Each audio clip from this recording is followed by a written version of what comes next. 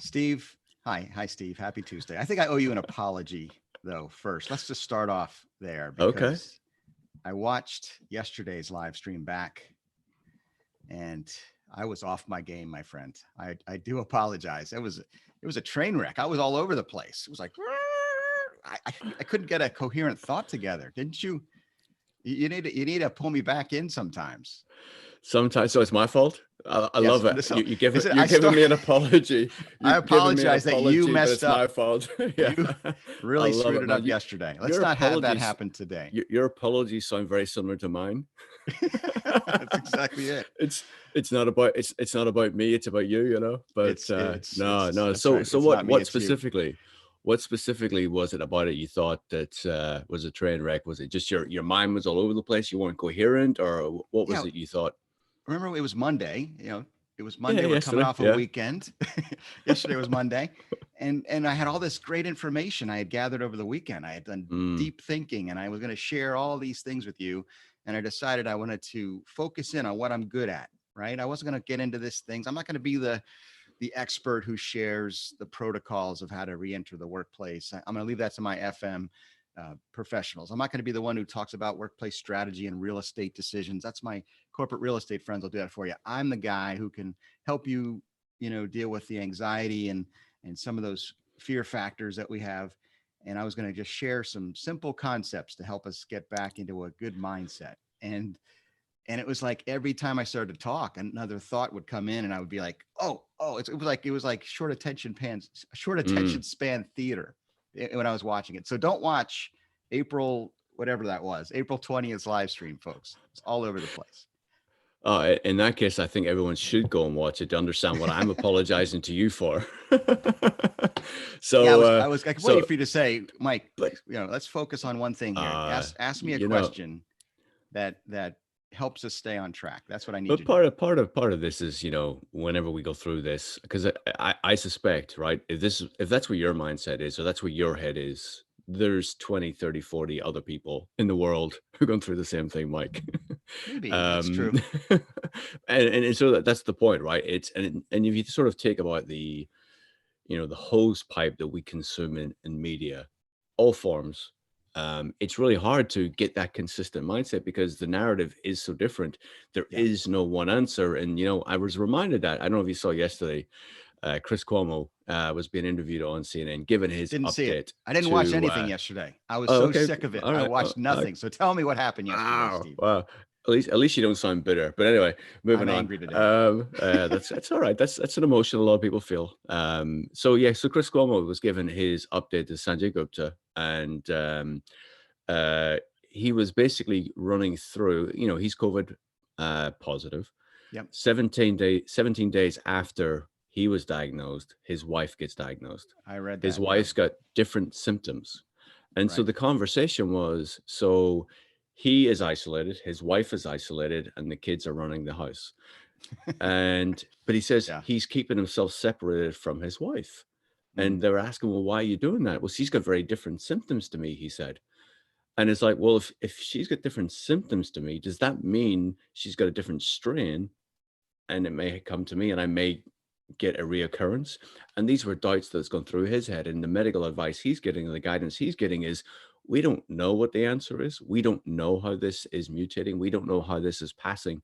We can't say for certain that you won't get or you won't test positive again. We won't know these things. So how do we then, and this is a conversation, go back and Sanjay Gupta had many questions for him to clarify a few things. Yeah. But it was a fascinating conversation to watch because these are the conversations that I'm experiencing as I talk about workplace, as I talk about with my peers, as I talk with other leaders. It's how do we get to the point where we can trust the information?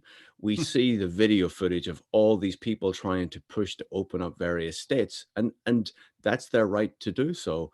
But then the other side of it is how do you then immerse yourself in that society if we have so much conflicting information? So yes, your head is pickled and your head is all over the place, but that's the narrative. And if the people who are bringing us the news are sort of questioning these things themselves, if the leaders don't have, or even if you watch Dr. Fucci or Dr. Burke's, they don't give definitive answers. And why don't they give definitive answers? Because they We don't have can't. them, right? And Right. that's but I think that's, your emotions that you were outlining yesterday, feeling yesterday, sharing so eloquently yesterday, trying to push people to go and watch you so badly, No, this is But what you're it's doing a good job today. This is what I no, want to thank talk you. about because it does Good. tie into this conversation of return to work, right? We are never going to have all the answers, Steve. Right. What, Right. so Dr. Gupta didn't tell Chris, you're going to be fine. You're not going to get it again. He's No, because he he was can't. more No right. scientist can Right. say that for sure because there's always a percentage chance that Yeah. they will never know for sure that the virus didn't mutate and reinfect people. Every year, the flu mutates. It's another type Mm-hmm. of coronavirus. All the cold, you can't have a vaccine for the common cold because every year common cold is different. So we know that we're never going to get to point of 100% assurance that you will not be infected by this thing.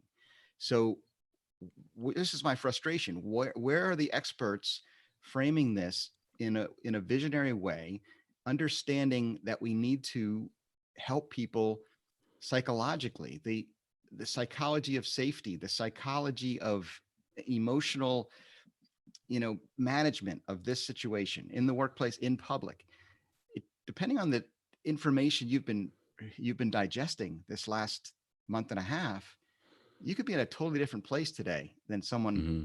across the Yeah. street or in another state or another part of the world. That's what scares me the most Yeah. is that we're Yeah. gonna we're gonna try to put together policies based on this, and Yeah. it depends on the eye of the beholder and not just the data, and there's limited data, but there's more data today than there was 6 weeks ago for sure. We know a lot more about this thing than we did, and we'll know a lot more 6 weeks from now. But when everybody else has an opinion and no one can give you 100% assurances, that's where we have to get into this area of managing our fears Yeah. and living a life that is not guided by fear. No, no, and until we have that definitive, there is always going to be opinions, not facts, right? And what Chris Como started his conversation with yesterday was fact or fear, and that sort of when he said that, I just went straight to you, given the conversation yesterday.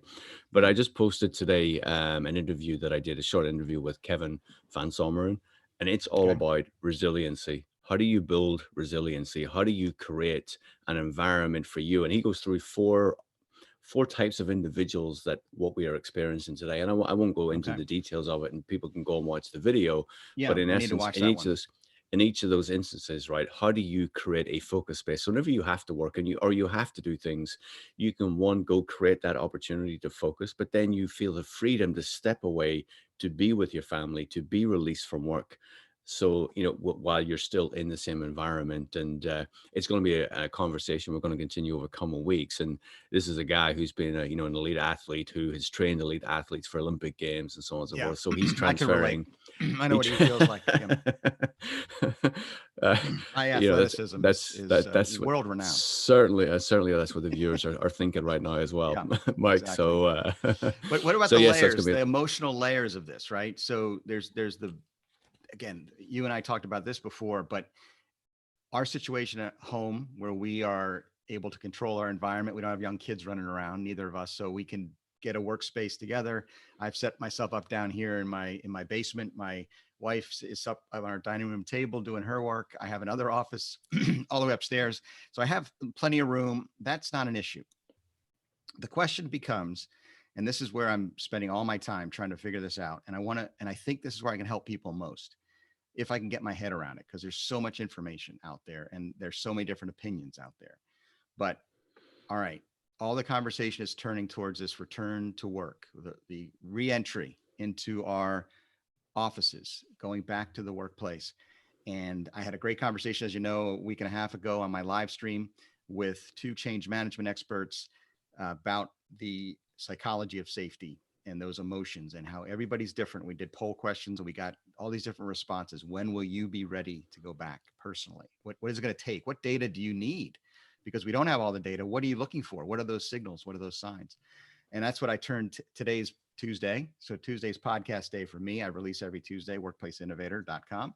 And I put out a summary of that conversation because it's so important to me. We have to create a safe environment for our employees. And it's going to take again, all those factors, our FM teams working with our real estate teams, working with HR, working with leadership to create a space that they can return to when they're ready to return to. But here's my fear, Steve, and tell me about this, because you and I are two different people. We have two different perspectives. And this conversation is going around my company. I'm sure it's going around your company. Somebody asked on Slack yesterday, who's excited about going back to the office? What Mm. kind of responses do you think we got? I mean, it was all over the place. It's like, and I didn't see anybody say, yay, me. But I think there's people that have that feeling. There's people that say, yeah, boy, I know I do. I miss the interaction. I miss that face to face. But the fear and the anxiety and the incomplete information, the lack of data, it's like, I need to know more. I'm not sure when I'll know that. And if we don't start mapping out some parameters for this that help people emotionally, psychologically prepare to face their fears and re-enter the world, we're going to have this divide we're seeing breaking out all over our country of this is crazy versus no, you're crazy. And it's these two polar opposites. So Mm. where are you today? Let's hear April 21st, 2020, week 6, what I would call it, week 6 of quarantine life. May is just around the corner. Some states, actually, I read this morning. I'm just reading headlines as of yesterday and today. I can't digest this stuff anymore. I didn't even watch the news last night. Didn't read any articles. But where are you today as of April 21st? So there's the personal, then there's the business side of it, right? There's the what I got to do for the organization, and maybe that's not where you're going to see you leaning This in. is the I thought Steve I and thought Mike you were going to show, go. Steve. I want to know where you are, Steve. You put me on So the couch last week. You gave me some good yeah, psychological advice and good emotional advice. But so and if you're not really ready to go there, that's cool too. But I no, but I'm I good, man. I'm good. I'm good. I I'm need good. I'm to. happy. Yeah, I want to hear. But you're professional. The reason I'm doing this with you is you're the pro, man. You're the workplace Oh real dear. estate professional that The has. world is in trouble if they're relying on my wisdom. But If you they're have real relying on my wisdom, experience, and, it'll be and there are short. the I two know. hats you I know. wear. The two I hats know. you And wear. I'm playing down on myself, obviously. So yeah, so I mean, personally, so if I think about what Ken ran through in this video, I would be what he categorizes as the first group of people. Those are people who are working from home, who are enjoying working from home. They're not missing the commute. They may be missing the social interaction with their colleagues, but they can continue doing most of their job functions at either the same productivity levels or maybe slightly higher. So I would fall into that category, I would say. That's fair. Now there are other people in the organization who are screaming to get back to the office for whatever Yep. reason. It may be a home environment, it may be their job they're doing, there may be fear of losing their job, it may be whatever, right? And we all know people and can associate with that mindset. Yes. So how do we allow those people to return safely to the workplace? And I think as we go through this phase one, those are the folks that actually we need to be thinking about. And there's probably other groups of people who are, sitting on the fence, happy either way. There are probably those folks who are home and having to homeschool, having to multitask, cook, clean, do everything. They're probably, I don't know what to do. I know what I want to do, but then there's other responsibilities I have, and they're probably feeling a little bit challenged as well. But what do we need to do, and what can we do to allow those who want to go back to the office? What can we do? And those are the folks I think in this phase we need to be considering. And as we sort of think about what would that take, what does the individual need to feel, how do they feel health and safety whenever they walk into the office and they feel that they can go have somewhere to go to. And that's the bit that I'm sort of focusing on right now. Obviously from a very tactical perspective, and that's working in unison with property managers, building owners, HR professionals, obviously CIT, and obviously expanded real estate teams. How do we do that? How do we do that safely? And that's sort of what's forefront in my mind. The other side of it is, so we get those people back to the office and they're able to function, and people at home who are happy to be at home and they can function while at home. But one of the things that you know, workplaces have been designed to do over the last number of years is to create opportunities for accidental collisions. We Yep. design spaces so that it's a sort of an inconvenience for you to go to the water cooler to go to the Yeah. copier, to go to the bathrooms. Why is that? So that you bump into other people, Yep. so that you have these conversations or you overhear conversations that actually you can either contribute to, or you can take an idea that expands what you're working on. So that's sort of, and we all know about the line of sight, right? So if you're inside of people, then you can connect with people. So whenever we're in this virtual world, what do we need to do to allow that to continue? Because that ain't going to happen. How do Mm. we create accidental collisions virtually? I don't know what the answer is, but that's sort of something that's been going through my head the last 24 hours, because that's the Interesting. purpose. That's the real benefit of having an office, right? Where teams come together, they're able to innovate, they're able to learn of each other, they're able to have these water cooler chats that today they can't. I sort of thought through, I took that and I went, well, who do I connect with at work? And it's my immediate team. Yes, I have some conversations with other people where I maybe haven't working on projects and so on and so forth, but how do I have those little informal conversations, those little coffee chats? How you doing? What are you up to? What's your team working on? Oh, okay, that's interesting. I'm working on this. Is there a way I can connect you with somebody within the organization that maybe having or asking the same question? How do we do that virtually? And I'm not really looking, I don't have any answers. I'd love people to contribute and sort of help give some thoughts and context to this idea or this Yeah. thought, because, you know, there's no one organization who is not thinking about this right now. And if they're thinking about it right now, they will be thinking about it very quickly, because organizations to survive will need to innovate, will need to collaborate, and will need to, produce new products, new services. If this does continue, and it will likely continue for a period of time. So there's a lot there, Mike. There's a lot there. Well, I don't know again, if that now helped you put or me hurt you. in. Well, you helped me in a sense, because you reminded me that there are things we can be doing now, the here and now versus the vision for the future. That's Yeah. my constant push and pull.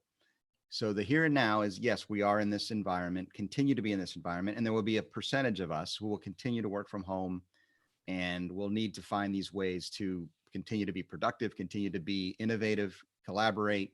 And I like that. I think that could be a topic for a future show. But for today's show, and we haven't titled this show yet, but I think it's going to be something like, how do we do it? How, what, It's how not going to do be we, how to apologize and not take the blame. I can give a course on that, because it's not, never my fault. I hear It's not you. my fault. The Han Solo, Yeah. when the Millennium Falcon, and you don't know these Star Wars references, but when I the don't. I hyperdrive don't. didn't work and they couldn't jump to life speed, he's like, it's not my fault. Yeah. It's not my fault.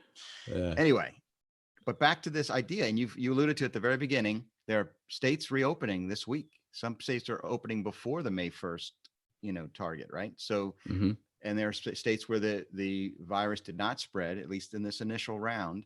And there's a lot of folks who have concern that going back and lifting the restrictions and stopping the social distancing too soon will cause for this second wave. Well, we know the second wave is coming no matter what. Even if you follow all the public health official advice, we flattened the curve. Were we successful in flattening the curve so far? I think we were, right? Yeah. We can agree with that. So will you have trouble? And it's whether it's your neighbor, your fellow US citizen from another part of the country, or someone in the workplace, a colleague, a coworker who you disagree with, because of this opinion now comes out, because we don't have all the facts, and we never will have 100% facts. There is an opinion, and there are differences. Are we prepared? How prepared are you and I to give understanding and grace and forgiveness and patience to someone who sees things differently than we do? This gets us back to that polarized America, whether it's political conversation, economic conversation, philosophical conversation.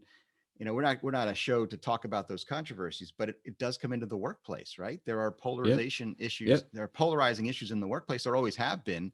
I think we're more polite about it a little bit, at least in most workplaces, because somebody's paying our salary. So if the bosses say something we totally disagree with, we're not going to go on Twitter and bash them, because we don't want to lose our paycheck. But here we are facing a real dilemma of putting a plan in place, and the people watching us, we hope, are workplace leaders of some way, shape, or form, whether they're FM in their background, whether they're HR, IT, corporate real estate.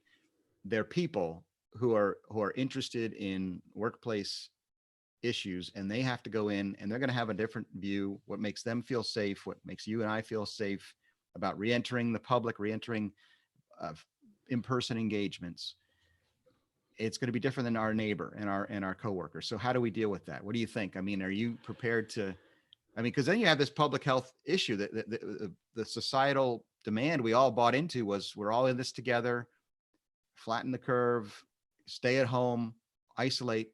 Well, people's, we think we did that pretty effectively for a while. There were always those outliers who didn't like it, thought it was a hoax, what have Yeah. you, and there always will be. But for the vast majority of us, we were in it together. But you're going to start seeing now this shrinking of that collectivism and that idea of we're all in this together, because it happens after every crisis. Yeah. We're human beings. We Yeah. have limited patience for this. So when that starts really happening, and I think it's happening now, what do we do about it as workplace leaders?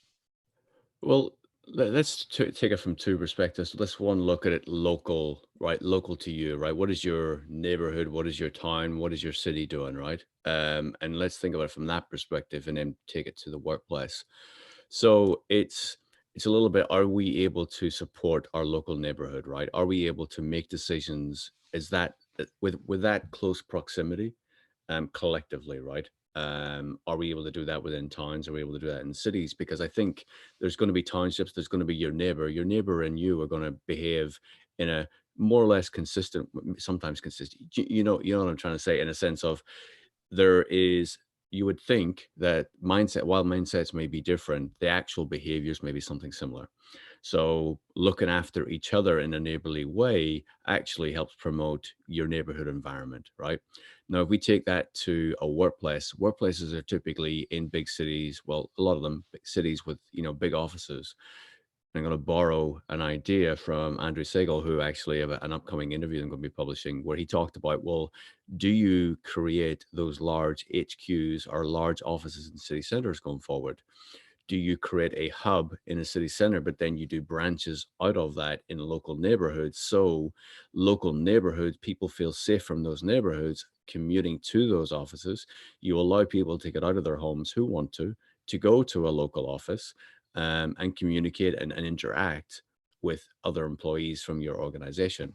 Is that a model going forward? So I think it's, Hmm. as we look at this across the entire nation, and we know there are states who think differently, will act differently, is there things we can do at a more local level, that actually we focus more on that local community, and from that local community we then develop, okay, what does this look like for our community, and then you Yeah. move out from there.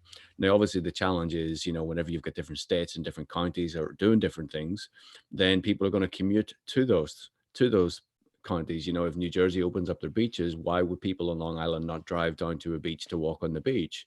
Sure. Of course, why wouldn't they do that? Of course they would do that. But I think this is where we always take everything back to our individual social responsibility, and I think that's how we have to approach it. It's a very deep question, yes, and there It's a there culture question. Again, I keep yeah. saying that it's a culture question, and how well we do it culturally as America, as the global community, as the workplace community. Each individual organization is going to have some very well communicated, and I'm making this up on the fly. So again, I'm trying to stay focused here, Steve. Yep. I'm not Yep.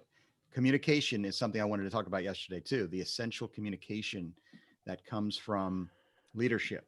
Culture usually is a top-down thing. Do you agree with that? It's something I've kind of there's I'm two bit there are two about ways to look there's at it. there's There's two. there's top-down culture, and then there's the disseminated, There frontline is the managers, right? Yeah. I look at it two ways, and I don't mean to digress away from your train of Yeah, I thought want to is, get a but handle you on this you because I asked the want to figure question. out Okay. how Yep. best we do this. How best do we Okay. communicate and accommodate all the needs of different people with different perspectives, different opinions, different comfort levels. It's going to come down to our organization giving a vision and a culture and finding the accommodation, the protocols, the procedures that each individual needs. And that could be different from you and the person you sat next to pre-pandemic in Hmm. the same space. So we have to kind of figure this out. And I think that's where we're getting to. It's something that's a culture question. So then how do we approach it? Yeah, thanks, man. Appreciate that. Well, again, we're not going to solve it Simple one. No, no, today, no, no, no. I know, but I do you know, think I I'm on know. the right But track? Is it something that we no, need to? of course it is. Of course it is. And I Yeah, think 'cause organizations may have had a culture pre-pandemic.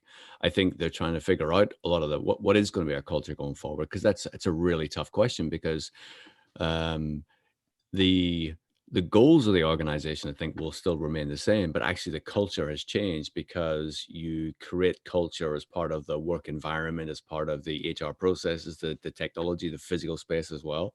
That's yep, changed. So how do you adapt that culture? How does culture adapt with those environments? And I sort of, whenever you ask the question about culture, I sort of look at it two ways. There is the company culture that comes from top down, but right. then there's also a culture of, well, this actually is how we do things here within an organization. It kind of comes from bottoms up, right? So there are ways you do things that sort of that is different within organizations, location to location, department to department, because every department does things differently. Every group of people do things True. differently. There is the Yep. corporate culture, then there is that culture. And I don't know how we get to the point where that culture, the bottom up culture, gets created or is sustained, or how we get to that point, or how that then continues to move forward. It will continue to move forward. Of course it will. What I said, I Yeah. don't know. It's just, I'm curious to see how that evolves over time. What do you? I don't think we need to reinvent the culture. I think we need to Right. take the culture, both those types of cultures, the top down and also the local and the geographic cultures, and include in it this psychological safety. I keep using that term, Mm, and when the way I defined it before the pandemic was people being comfortable being vulnerable, sharing how they truly feel, what their true needs are, without fear of ramifications, right? So if I say I disagree with this, or I have an opinion here that you may disagree with in a meeting, that was supposed to be a good thing, because it encourages ideas and encourages innovation and encourages for organizations to move forward. Where if someone feels, yeah, I don't feel comfortable sharing my true thoughts here because I might get, demoted or fired or kicked off the team. So that's where I'm talking about that psychological mm, safety. But then you talk about the layer of the pandemic and the fear of the virus and the public health aspect of this and individual health aspect of this. That's another layer. So we don't need to reinvent the culture, but if we have a culture of of safety where your opinions matter and we want to hear from you, and also we are going to be flexible with you. We know you have a talent you bring to the table as an employee, and we're going to find, and this is where you see in workplace strategy and in the use of technology and choice and agility and design, cultures where people had, multiple options and choice, were all things we talked about, made for the best human beings being their happiest, most productive, healthiest self. So this is just another layer of that, and I'm trying to figure this out as I go. But I think this, getting back to the workplace, the return to the work environment, and as workplace leaders, we just now need to integrate this extra factor and say, okay, we're open in the office on May 15th or June 15th or whenever it is. And you're welcome to come back. Here's what we're doing to make you feel comfortable.